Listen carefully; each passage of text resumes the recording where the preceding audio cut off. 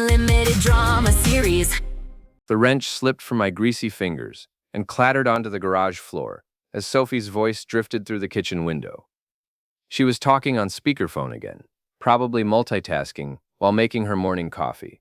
But something in her tone made me freeze beside my old Toyota's open hood.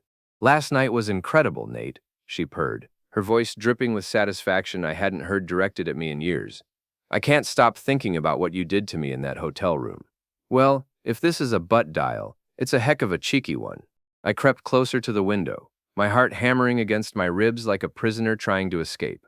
Through the gap in the curtains, I could see Sophie leaning against our kitchen counter, still in her silk robe, phone propped against the coffee maker. Her face glowed with the kind of satisfaction that used to be reserved for our anniversary dinners. "When can we do it again?" Nate's voice crackled through the speaker. "Maybe this time we can try that thing you mentioned." My wife giggled, actually giggled. Sophie hadn't giggled since our honeymoon 15 years ago. Now she was practically purring into the phone like some teenager with her first crush. "Soon," she promised. "David's been working late on that IT project. He's so buried in code, he barely notices I'm alive anymore." That stung. Sure, I'd been putting in extra hours trying to land the Morrison account, but I thought Sophie understood. We needed the money, especially with Tess starting her sophomore year at State. Apparently, my dedication to keeping our family financially stable had given my wife the perfect excuse to start her own after-hours activities. "Speaking of your husband," Nate continued, and I could practically hear the smirk in his voice, "are you still planning that surprise for the company party?" Sophie's laugh was sharp and cruel. "Oh, absolutely. Operation Public Humiliation is a go. David won't know what hit him. By the time I'm done, everyone at the firm will know exactly what kind of man I married." The wrench in my hand suddenly felt like it weighed 1,000 pounds. Operation Public Humiliation? What the heck was that supposed to mean? "You're wicked," Nate said, and he sounded delighted about it. "Remind me never to get on your bad side." "Too late for that," Sophie replied. "You're already on my very good side. In fact, you're going to help me make sure David gets exactly what he deserves at the party next week." The call ended with more disgusting sweet talk that made my stomach churn. I stood there in my garage, oil stains on my shirt and grease under my fingernails, trying to process what I'd just heard. My wife of 15 years wasn't just cheating on me. She was planning some kind of public spectacle designed to humiliate me in front of her colleagues. I looked around our garage, taking in the familiar chaos of my weekend projects. My toolbox sat open on the workbench, surrounded by spare parts and half-finished repairs. This was my sanctuary, the place where I came to think and work with my hands when the corporate world got too suffocating. Now it felt like a prison. Sophie's heels clicked across the kitchen floor above me, followed by the sound of running water. She was getting ready for another day at Henderson Marketing, where she'd climbed from junior account manager to senior executive in just 5 years. I was proud of her success, even if it meant she earned twice what I made as an IT consultant. Or at least, I had been proud. Now I wondered how much of her advancement had to do with her professional skills and how much involved after-hours meetings with her boss. My phone buzzed with a text from Sophie. "Working late again tonight. Don't wait up." I stared at the message, remembering all the late nights over the past 6 months. All the weekend conferences and client dinners that kept her away from home. All the time she'd come back smelling like expensive cologne that definitely wasn't mine. Another text arrived, this one from my old army buddy Ray. "Gym tonight? You look like you need to hit something." Ray owned a boxing gym downtown, the kind of place where guys like me went to work out frustrations we couldn't express anywhere else. He had an uncanny ability to sense when someone was dealing with personal problems. Maybe it was his years as a cop before he opened the gym, or maybe he just recognized the look of a man whose world was falling apart. I typed back, "Definitely, got some things to work through." The garage door rumbled open as Sophie backed her BMW out of the driveway. She didn't wave or acknowledge me standing there with grease on my hands and betrayal in my heart. Just another invisible husband watching his wife drive away to spend the day with her lover. But Sophie had made one crucial mistake. She assumed I was too buried in my work to notice what was happening right under my nose. She thought I was just another oblivious husband, too focused on spreadsheets and server maintenance to pay attention to the real world. What she didn't know was that my IT background had taught me to be very good at finding hidden information, and my military training had taught me to be very good at planning operations. If Sophie wanted to play games, I was ready to learn the rules. Ray's gym occupied the bottom floor of an old brick building downtown, sandwiched between a pawn shop and a Chinese restaurant. The place smelled like sweat, leather, and determination. It wasn't fancy, but it was real in a way that Sophie's glass and chrome corporate world would never be. I found Ray in his office, a cramped space behind the main gym floor where he kept his desk, filing cabinets, and a coffee maker that looked older than my marriage. He took one look at my face and poured 2 cups of coffee without asking if I wanted any. "Talk," he said, settling his bulk into a chair that creaked under his weight. Ray had been a heavyweight boxer before joining the police force, and retirement hadn't softened his frame much. His hands were scarred from years of training fighters, and his eyes held the steady patience of someone who'd heard every sob story in the book. I told him everything. The phone call, the planned humiliation, the months of late nights and suspicious behavior. Ray listened without interrupting, occasionally nodding or making small grunting sounds that encouraged me to continue. "So what are you going to do?" he asked when I finished. "I don't know," I admitted. "Part of me wants to confront her directly, but another part wants to see exactly what she's planning first." Ray leaned back in his chair, studying me with cop eyes. "You want my advice? Don't go in blind. If she's planning something public, you need to know exactly what you're walking into." "How do I do that?" "Same way you debug a computer system," Ray said. "Gather information, identify the problem, then figure out how to fix it." That made sense. I spent my days solving complex technical problems by breaking them down into manageable pieces. This situation wasn't really different, except the stakes were personal instead of professional. Over the next week, I became a detective in my own life. I started paying attention to things I'd previously ignored. Sophie's phone habits, her schedule changes, the way she dressed for work. I noticed she'd bought new lingerie, but never wore it at home. I found receipts for expensive dinners at restaurants we'd never visited together. I discovered a second phone hidden in her car's glove compartment. The breakthrough came when I decided to follow her after work on Thursday. I told myself I was just confirming what I already knew, but part of me still hoped I was wrong. Maybe there was an innocent explanation for everything. There wasn't. Sophie's BMW pulled into the parking garage of the downtown Marriott at 5:30. I waited in my Toyota, feeling like a private investigator in a bad movie, until I saw her emerge from the elevator 20 minutes later. She'd changed clothes. The conservative business suit was gone, replaced by a dress that hugged her curves and heels that added 3 inches to her height. Nate was waiting for her in the hotel bar. I recognized him from the company Christmas party last year, though I'd only spoken to him briefly. He was younger than me, maybe 38, with the kind of polished confidence that came from never having to worry about money. His suit probably cost more than I made in a week. I watched from across the lobby as they shared drinks and intimate conversation. Sophie laughed at everything he said, touching his arm and leaning close in ways that left no doubt about their relationship. When they headed toward the elevators, I felt something inside me break.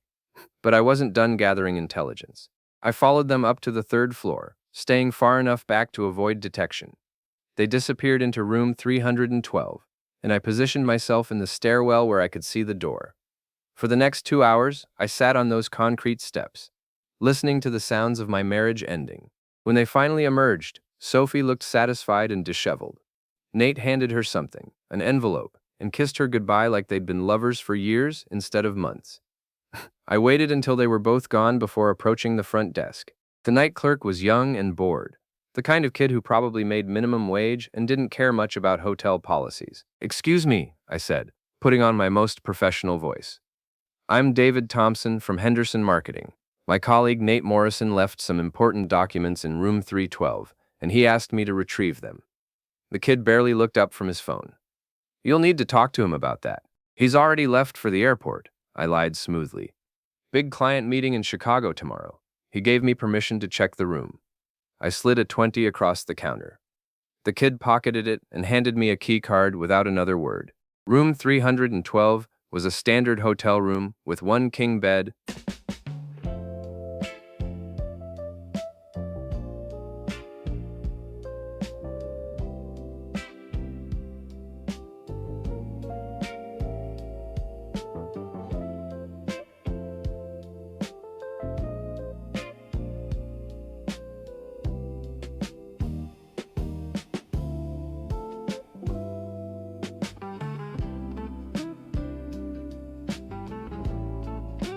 and a sitting area.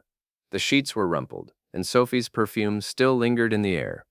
I felt sick, but I forced myself to search methodically. In the bathroom trash, I found the wrapper from a box of protection. On the nightstand, Nate had left a leather portfolio containing what looked like business documents. I photographed everything with my phone, including a handwritten note in Sophie's handwriting. Saturday's party will be perfect. Dee won't know what hit him. The final piece of evidence was a hotel receipt that had fallen behind the bed. It showed multiple visits over the past 3 months, always on the same day of the week, always charged to Nate's corporate credit card. I left the room exactly as I'd found it and returned the key card to the desk clerk, who was too busy with his phone to ask any questions. Driving home through the city streets, I felt a strange calm settle over me. The uncertainty was gone, replaced by cold, hard facts. Sophie was cheating. She was planning to humiliate me publicly, and she thought I was too stupid or too distracted to figure it out. She was wrong about that last part. By the time I pulled into our driveway, I'd made a decision. If Sophie wanted to play games, I'd give her a game she'd never forget. But first, I needed to understand exactly what Operation Public Humiliation involved, and I needed to figure out how to turn it against her. Blue. The Henderson Marketing Annual Party was scheduled for Saturday night at the Riverside Event Center, a converted warehouse with exposed brick walls and floor-to-ceiling windows overlooking the river. Sophie had been talking about it for weeks, dropping hints about how important it was for her career and how much she wanted me to attend. Now I knew why. I spent Friday afternoon doing reconnaissance at the venue, pretending to be interested in booking it for a corporate event. The event coordinator, a chatty woman named Linda, was happy to show me around and explain how the space could be configured. "We'll have a stage set up here," she said, pointing to a raised platform at one end of the main room, perfect for presentations or entertainment. The audio system is state-of-the-art, with wireless microphones and speakers throughout the space. "Ooh, what about security?" I asked, trying to sound casual. "Basic setup," Linda replied. "Cameras in the main areas, but nothing too intrusive. Most corporate clients want their employees to feel comfortable." I made mental notes of everything: the layout, the equipment, the sightlines, the exits. If Sophie was planning some kind of public spectacle, I wanted to be ready. That evening, I met Ray at his gym for what I told him was a regular workout. In reality, I needed his advice on strategy. "Oh, so you know she's planning something for tomorrow night," Ray said as we worked the heavy bag. "But you don't know exactly what." "Right," I said, throwing a combination that made the bag swing. "Could be anything from a public announcement about the affair to some kind of staged humiliation." "Oh, either way, you need to be prepared for multiple scenarios," Ray said. "What's your goal here? Just to avoid embarrassment? Or do you want to turn the tables?" I stopped punching and looked at him. "What do you mean? I mean, you've got evidence of the affair, you know about their plan, and you've got the element of surprise. That's a pretty strong position if you play it right." Ray was right. I'd been thinking defensively, trying to figure out how to protect myself from whatever Sophie had planned. But I had advantages she didn't know about. I had information, I had technical skills, and I had nothing left to lose. "What would you do?" I asked. Ray smiled, and for a moment I could see the cop he used to be. I'd make sure that anyone planning to humiliate me ended up regretting it. Saturday morning, Sophie was unusually attentive. She made breakfast, asked about my work, and even suggested we spend some time together before the party. It would have been touching if I didn't know it was all part of her setup. "I'm really excited about tonight," she said, buttering toast with careful precision. "I think it's going to be a night we'll both remember for a long time." "I'm sure it will be," I replied, meaning it in ways she couldn't imagine. The party started at 7, but I arrived at 6:30, telling Sophie the first wanted to help with any last-minute setup. In reality, I needed time to implement my own preparations. The Riverside Event Center was already bustling with activity. Catering staff arranged food stations, while technicians tested the sound system. I spotted Nate near the bar, looking confident and relaxed, in an expensive suit. He nodded at me with the kind of casual friendliness that made my skin crawl. "David, right?" he said, extending his hand. "Sophie talks about you all the time." I shook his hand, resisting the urge to squeeze hard enough to make him wince. "All good things, I hope." "Of course," he said with a smile that didn't reach his eyes. "She's very proud of your work." Sophie appeared at my elbow, radiant in a red dress that probably cost more than my monthly car payment. "There you are," she said, linking her arm through mine. "I was just telling everyone how excited I am that you could make it tonight." Wouldn't miss it, I said. The early part of the evening proceeded normally. I mingled with Sophie's colleagues, made small talk about work and weather, and nursed a single drink while keeping my eyes open for anything suspicious. Sophie stayed close, playing the role of devoted wife with an enthusiasm that might have fooled me if I didn't know better. Around 8:30, things began to shift. Sophie excused herself to powder her nose, and I noticed Nate heading toward the stage area. Several of Sophie's female colleagues clustered together near the bar, whispering and glancing in my direction with expressions that ranged from pity to anticipation. I recognized the signs. Something was about to happen. "Ladies and gentlemen," Nate's voice boomed through the sound system as he took the microphone on stage. "If I could have your attention for just a moment." The room quieted, conversations trailing off as people turned toward the stage. Sophie reappeared at my side, her hand finding my arm in what looked like a supportive gesture. "As you know, we're here tonight to celebrate another successful year at Henderson Marketing," Nate continued. "But we also want to take a moment to recognize some of the people who make our success possible." I saw her get in. I saw everything. Let me explain. Watch more on Grammarly.com. My stomach tightened. This was it. "Sophie Thompson has been one of our star performers this year," Nate said, and the room erupted in polite applause. "But tonight, we want to recognize someone else, someone who's been incredibly patient and understanding while Sophie worked those long hours in weekend meetings that helped make our success possible." The spotlight swung toward me, and I felt every eye in the room focus on my face. Sophie's grip on my arm tightened, and I could feel her excitement radiating through her fingers. "David Thompson," Nate announced. "Would you please join us on stage?" This was the moment. Whatever Sophie and Nate had planned, it was about to unfold in front of 50 of Henderson Marketing's employees, clients, and partners. I could feel the weight of their expectations, the anticipation of whatever spectacle they thought they were about to witness. I smiled and began walking toward the stage. But I wasn't walking into their trap. I was walking into mine. The walk to the stage felt like it took forever, but it probably lasted less than 30 seconds. Every step gave me time to think, to prepare, to make sure I was ready for whatever came next. The spotlight was warm on my face, and I could hear the murmur of conversation from the audience as people wondered what was about to happen. Nate handed me the microphone with a smile that was all teeth and no warmth. "David, we thought this would be a perfect opportunity to show everyone what a supportive husband looks like." I took the microphone and looked out at the crowd. Sophie stood near the front, her face glowing with anticipation. Her female colleagues were positioned strategically around the room, phones ready to record whatever humiliation they thought was coming. "Thank you, Nate," I said, my voice carrying clearly through the sound system. "This is certainly unexpected. We thought you deserved some recognition," Nate continued, "for being so understanding about Sophie's demanding schedule. All those late nights, weekend meetings, business trips. Not every husband would be so accommodating." The crowd chuckled, and I could see the setup taking shape. They were going to paint me as the oblivious, neglected husband, while making jokes about Sophie's dedication to her work.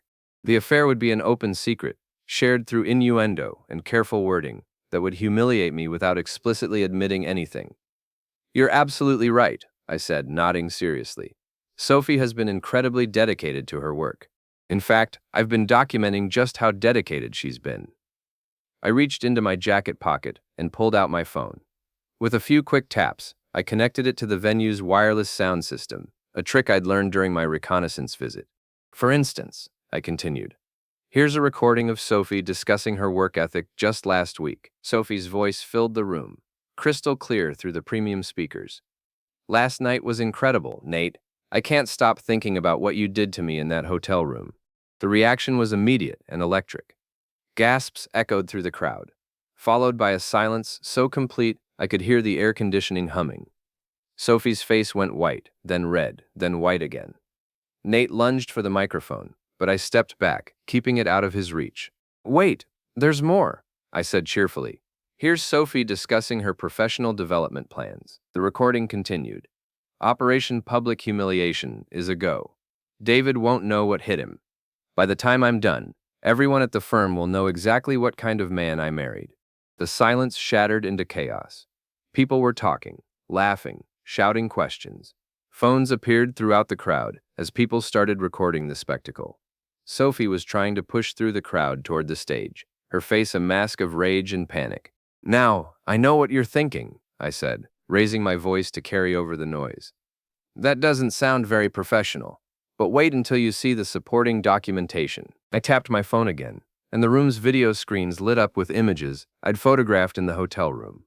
The receipts, the handwritten notes, even a few pictures I'd managed to capture of Sophie and Nate together in the hotel bar. "As you can see," I continued, "Sophie has been very thorough in her approach to client relations. Multiple meetings per week, always at the same hotel, always charged to the company credit card. That's the kind of dedication that really deserves recognition." Nate had given up trying to reach me and was instead trying to get to the sound system controls.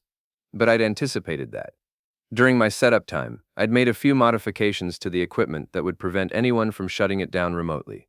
"Of course," I said. "I want to make sure everyone understands that this isn't just about Sophie. Her supervisor has been equally committed to these after-hours meetings." I played another recording, this one of Nate discussing the logistics of their hotel encounters and making crude jokes about my ignorance. The crowd's reaction was even more intense this time. Several people were openly laughing, while others looked shocked or disgusted. Sophie finally reached the stage, her face twisted with fury. "Stop this," she hissed, trying to grab the microphone. "You're embarrassing yourself." "Am I?" I asked, pulling the microphone away from her. "Because I thought I was just sharing some information about your professional achievements. Isn't that what tonight was supposed to be about?" The crowd was eating it up. Phones were recording from every angle, and I could see people already starting to post on social media. Whatever humiliation Sophie had planned for me was nothing compared to what she was experiencing now. But I wasn't finished. "Ladies and gentlemen," I announced, "I want to thank Henderson Marketing for this opportunity to address you tonight. As you can see, my wife has been working very hard to advance her career, and her supervisor has been equally dedicated to helping her succeed." I paused, letting the implications sink in. "Unfortunately, this means I'll be filing for divorce on Monday morning. I'll also be sending copies of all this evidence to the company's HR department and board of directors, since I'm sure they'll want to investigate whether company resources were used appropriately for these professional development activities." The crowd erupted again. Sophie was crying now, mascara running down her cheeks as she realized the full scope of what was happening. Nate had disappeared, probably trying to figure out how to minimize the damage to his own career. I handed the microphone back to the sound technician and walked off the stage. The crowd parted in front of me, some people applauding, others just staring in shock. As I reached the exit, I turned back for one final look. Sophie was still on the stage, surrounded by her colleagues and friends, all of whom were staring at her with expressions ranging from pity to disgust. The woman who had planned to humiliate me in front of these same people was now experiencing her own public downfall. I walked out into the cool night air, feeling lighter than I had in months. The parking lot was quiet compared to the chaos I'd left behind in the event center. I could hear voices and laughter drifting through the windows, punctuated by the occasional shout or exclamation. My phone was already buzzing with notifications, texts, missed calls, social media alerts. Word was spreading fast. I sat in my Toyota for a few minutes, letting the reality of what I'd just done sink in. 15 years of marriage ended in spectacular fashion in front of 50 witnesses with smartphones. Part of me felt guilty about the public nature of it. But then I remembered Sophie's own words. Operation Public Humiliation is a go. She'd planned to destroy me in front of these same people. All I'd done was turn her own strategy against her. My phone rang. "Ray, holy cow, man," he said without preamble. "It's already on YouTube. Cheating wife gets exposed at company party. You've got 12,000 views in the last 10 minutes. I rubbed my forehead. That was fast. "Are you okay? Where are you?" "Parking lot of the event center. Just trying to process everything." "Get out of there," Ray said. "Sophie's going to be looking for you, and she's not going to be happy. Come to the gym. We'll figure out next steps." He was right. I started the car and pulled out of the parking lot just as I saw Sophie emerge from the building, looking around frantically. In my rearview mirror, I watched her spot my taillights and start running toward the parking area in her high heels. I didn't slow down. Ray was waiting for me at the gym with coffee and a bottle of whiskey. "Figured you might need one or both of these," he said, pouring me a drink. "I can't believe I actually did that," I said, accepting the whiskey gratefully. "Believe it. And from what I can see online, You did it perfectly. Sophie's the one who looks like the villain here, not you. He showed me his phone. The video was already being shared across multiple platforms, with comments ranging from supportive to savage.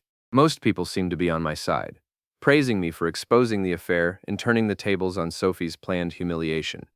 What happens now? I asked. Now you follow through, Ray said. You file for divorce like you said you would. You send that evidence to HR. You make sure Sophie and her boss face consequences for what they did. My phone buzzed with another call. Sophie, don't answer it, Ray advised. Let her stew for a while. She's probably trying to figure out how to spin this, but there's no spinning a recording of your own voice. I let the call go to voicemail, then listened to the message. Sophie was crying, begging me to come home so we could talk. She claimed the whole thing was a misunderstanding, that she could explain everything. Too late for explanations, I muttered. Ray nodded. She had months to explain. Instead, she chose to plan your public humiliation. Actions have consequences. Over the next hour, my phone continued buzzing with calls and texts. Some were from people at the party, expressing support or asking for details. Others were from friends and family who had seen the video online. A few were from reporters who had somehow gotten my number and wanted interviews. I ignored most of them, but I did answer when my daughter Tess called from college. Dad, what the heck is going on? She said. My roommate just showed me a video of you and Mom at some party, and Mom's been calling me crying. I took a deep breath. Your mother and I are getting divorced, Tess. She's been having an affair with her boss, and tonight I found out they were planning to humiliate me publicly. So I exposed the affair instead. Silence on the other end of the line. Then, Mom was cheating on you? For at least 3 months, probably longer. And she was going to humiliate you at her company party? That was the plan. Another pause. Good for you, Dad. I'm sorry it came to this, but good for you for standing up for yourself. That conversation gave me more satisfaction than all the supportive comments online. My daughter understood what had happened and why I'd done what I did. Around midnight, Ray convinced me to go home and face whatever was waiting there. You can't avoid this forever, he said. Better to deal with it now while you still have the momentum. The house was dark when I pulled into the driveway, but Sophie's BMW was in the garage. I found her in the living room, still wearing the red dress from the party, but looking like she'd aged 10 years in the past few hours. Her makeup was ruined, her hair was disheveled, and her eyes were red from crying. How could you do that to me? She said as soon as I walked in. In front of everyone I work with, my career is ruined. Your career, I said, hanging my keys on the hook by the door. You were planning to do the same thing to me. The only difference is that I had actual evidence to back up my claims. That's different, she protested. You're not the one who has to face those people every day. Neither are you, I pointed out. I doubt Henderson Marketing is going to keep you on after tonight. Using company resources for an affair with your supervisor tends to be a firing offense. Sophie's face crumpled. Please, David. We can work this out. It was a mistake, a moment of weakness. It didn't mean anything. 3 months of hotel meetings didn't mean anything. Planning my public humiliation didn't mean anything. I shook my head. No, Sophie, we're done. I'm filing for divorce on Monday, just like I said I would. You can't be serious. I've never been more serious about anything in my life. I walked upstairs to our bedroom and started packing a bag. Sophie followed, continuing to plead and make excuses, but I tuned her out. I'd heard enough of her lies to last a lifetime. Where are you going? She asked as I zipped up the suitcase. Ray's place, for tonight. Tomorrow I'll find somewhere more permanent. This is crazy, Sophie said. You're throwing away 15 years of marriage over one mistake. I stopped at the bedroom door and looked back at her. No, Sophie. You threw away 15 years of marriage when you decided to cheat on me and then planned to humiliate me in public. I just made sure everyone knew about it. I left her crying in the bedroom and drove back to Ray's gym, where he'd set up a cot in his office. How'd it go? He asked. About like you'd expect, I said, settling onto the cot. She's still trying to make it my fault somehow. They always do, Ray said. Get some sleep. Tomorrow's going to be interesting. He was right about that. But for the first time in months, I fell asleep feeling like I was in control of my own life again. The next morning brought a new reality. The video had gone viral overnight, with millions of views across multiple platforms. My phone was flooded with interview requests from news outlets, talk shows, and podcasters. Sophie's affair had become a national conversation about infidelity, workplace relationships, and public shaming. I ignored most of the media requests, but I did follow through on my promises. I filed for divorce, citing adultery and providing the court with extensive evidence of Sophie's affair. I sent a detailed report to Henderson Marketing's HR department, including recordings, photographs, and documentation of the company resources used to facilitate the relationship. Within a week, both Sophie and Nate had been terminated. The company issued a statement about maintaining professional standards and protecting company resources, clearly trying to distance themselves from the scandal. Sophie tried to fight the divorce, claiming I'd destroyed her reputation and career prospects. But the evidence was overwhelming, and her own recorded words made it impossible to deny what had happened. The whole process took 3 months to finalize. Sophie got half of our assets, as required by state law, but she also got a reputation that followed her everywhere. Every potential employer who Googled her name found the video of her affair being exposed. I, on the other hand, became something of a folk hero. The IT consultant who turned the tables on his cheating wife struck a chord with people who'd been betrayed or humiliated by their partners. I received job offers, speaking requests, and even a few book deals. But the best part was the sense of closure. Sophie had planned to destroy me in front of her colleagues, to make me an object of ridicule and pity. Instead, she'd given me the opportunity to reclaim my dignity and expose her betrayal. Standing in my new apartment 6 months later, looking out at the city lights, I reflected on how much my life had changed. The marriage was over, but I was free. Sophie was facing the consequences of her choices, but I was building something new. Ray had been right about one thing: actions have consequences. Sophie had learned that lesson the hard way, and I'd learned that sometimes the best defense is a devastating offense. The humiliation game was over, and I'd won. October 22nd, 2025, 10 hours, 16 minutes, and 37 seconds.